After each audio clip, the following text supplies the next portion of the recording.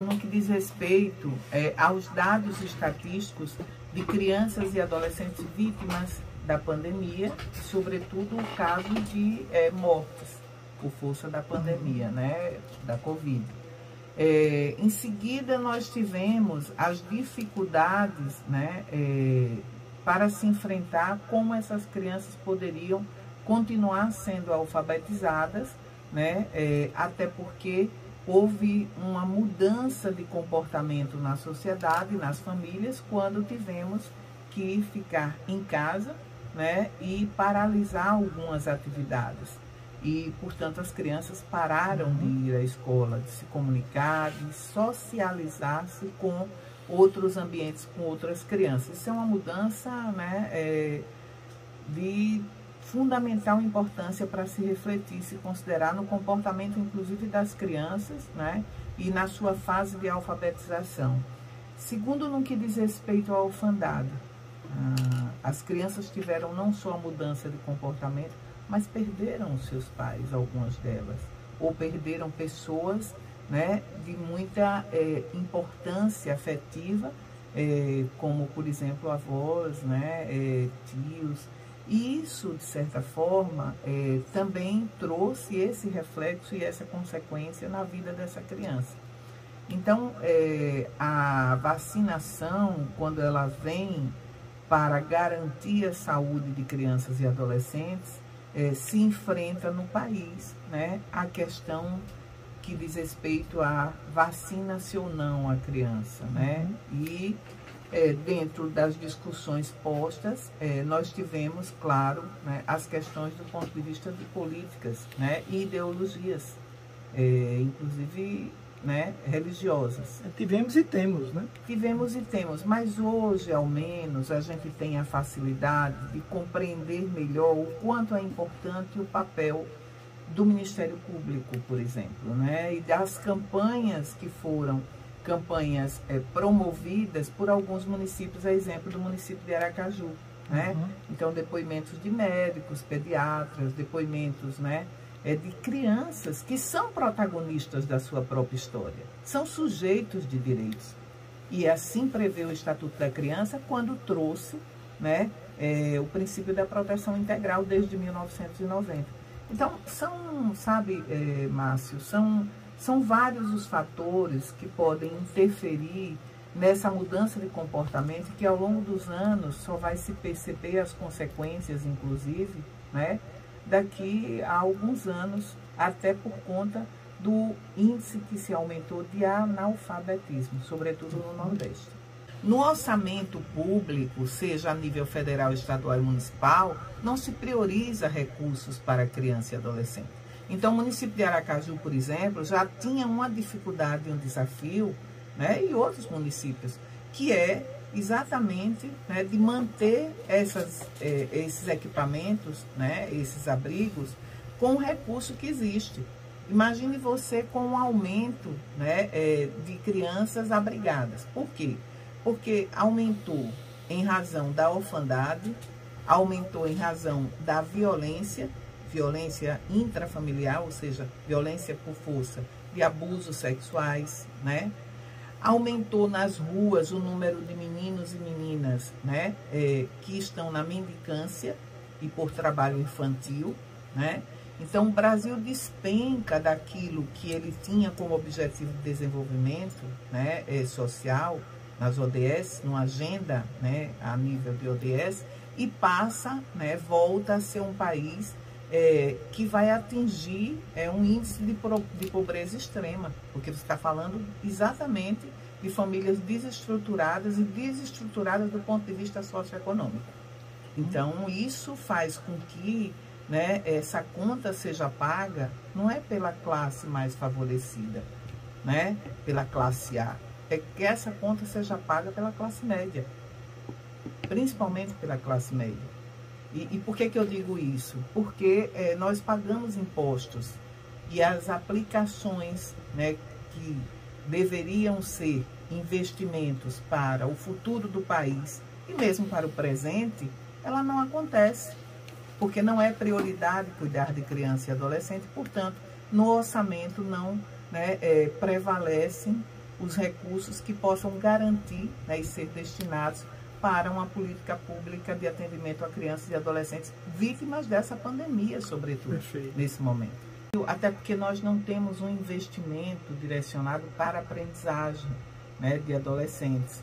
Então, se já tinha um índice de desemprego de jovens, da juventude, nós temos aí um índice de desemprego dos adultos também, né? Por quê? Porque houve um empobrecimento da população e, portanto, né, famílias desempregadas significa dizer que o país tem hoje um cenário de mercado de trabalho informal e onde essas crianças e adolescentes também são utilizadas para esse trabalho informal e muitas vezes para a exploração sexual.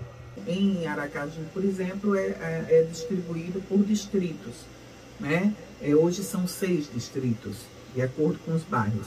E esses conselheiros tutelares são escolhidos pela comunidade para fazer o trabalho de prevenção, ou seja, acompanhamento daquela comunidade e levar as informações para que essa população, essas famílias possam utilizar a rede de proteção. Quem é a rede de proteção? O serviço relativo à educação, à saúde, à assistência, à cultura, ao lazer. Mas qual é a prática? É que só se busca o conselho tutelar quando ocorre a situação de risco. Até porque o próprio Estatuto da Criança prevê que é papel do conselheiro tutelar garantir a proteção, né, e encaminhar para a rede de proteção quando ocorrer situação de risco.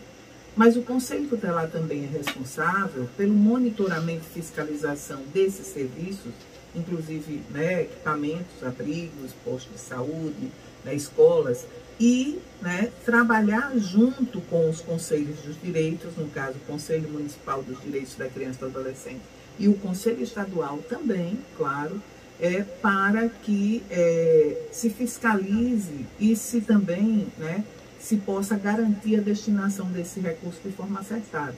Aí o que acontece, né, nas situações que são postas muitas vezes, né, pelas demandas? O Conselho Tutelar identifica uma situação de risco onde a criança sofre o tipo de violência, né, qualquer tipo de violência.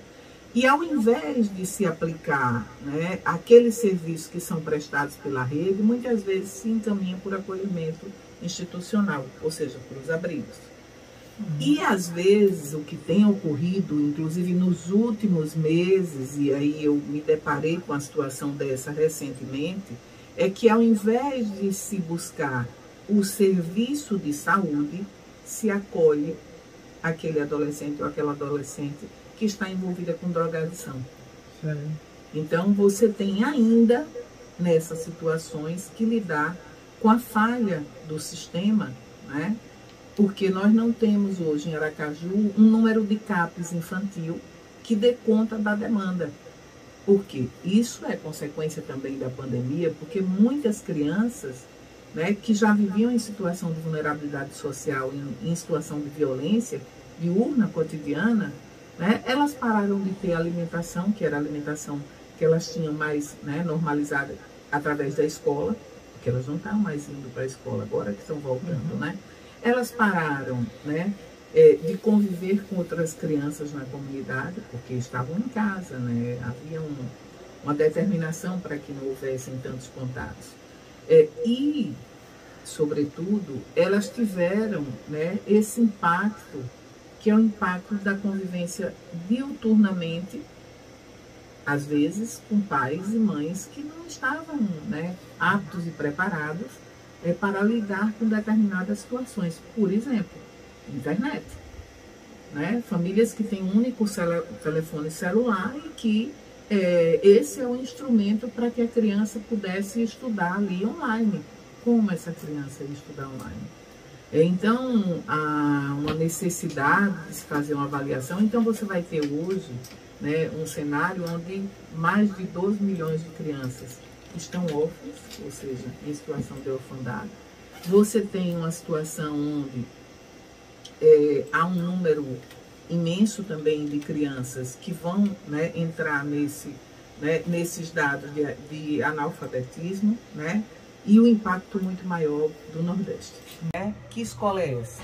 Que modelo de escola nós temos? Que estrutura é essa que a escola oferece? Né? Que quadro é esse de profissionais da educação e como eles são, né, capacitados, formados, porque eles também estão nessa situação, né, de reflexo da pandemia e um reflexo ruim, danoso para todas as pessoas. E depois, com as mudanças que ocorreram agora no MEC, né, houve uma mudança, né, de metodologias. Isso no momento onde, né, se estava nessa fase de pandemia e muitos professores sequer foram e tiveram a oportunidade de ser, né, preparados para essas mudanças. Então, você já vem de uma situação fragilizada, né, onde há uma redução, né, orçamentária de todas as famílias, né, onde esse aluno, ele ou volta ou não volta para a escola, porque se ele estava fora da escola, né, se ele passa dificuldade e fome, né, e ele está sendo usado, porque ele está sendo usado para o trabalho infantil, ele foi absolvido para isso, ele não vai voltar para a escola, né? E, além disso, ele passou esse tempo de pandemia, como você diz, né? Crianças e adolescentes de classe média, né?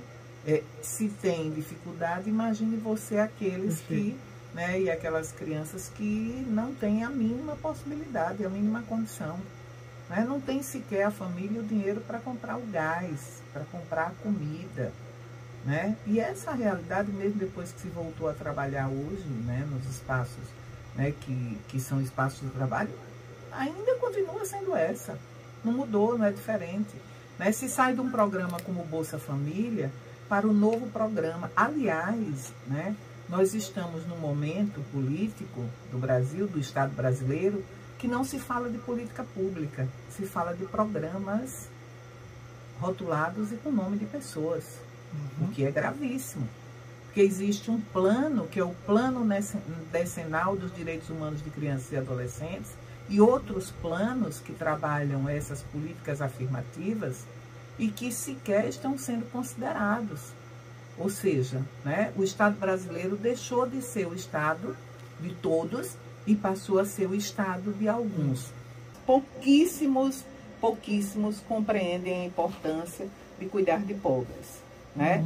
Exceto pelo perfil da filantropia, ou seja, da moeda de troca, né? A troca da feira pelo voto. E eu estou dizendo isso de forma objetiva porque é isso que ainda acontece no país. Aliás, voltou a acontecer de forma muito mais recorrente, inclusive nas eleições de conselheiros tutelares. Né? Eu não estou falando nenhuma novidade, porque isso existem dados sobre isso. Né? E eu vou para a rua quando tem eleição de conselho tutelar em Aracaju. Eu não falo do que eu não conheço, eu falo do que eu vejo. Se são bons ou ruins os conselheiros tutelares que são escolhidos, não é essa avaliação que eu estou fazendo, que fique claro. Perfeito, claro. O que eu estou fazendo é que é correta, né, o que a lei prevê, né, e o que existe de regulamentação, mas infelizmente não é isso que fazem aqueles, né, que executam a política pública. Então o que acontece? Eu também não sou contra, né, que as pessoas vinculadas ou não à família possam trabalhar na gestão, desde que compreenda a política, né? E desde que a sociedade fique alerta para que, sendo a assistência social o menor orçamento de municípios, estados e da União, né, reflete diretamente em todos. Porque quanto mais pessoas a gente tem em estado de vulnerabilidade social e pobreza, né, mais o país afunda no cenário internacional. Né? Mais o país é desacreditado para que venham mais investimentos econômicos e que gerem, inclusive, empregos para aqueles meninos e meninas que são de famílias abastadas, de classes mais favorecidas. É disso que eu estou falando. É disso que eu estou falando. Se é que eu tenho que falar disso. Porque para mim, criança e adolescente é igual. Perfeito. Independente da classe social.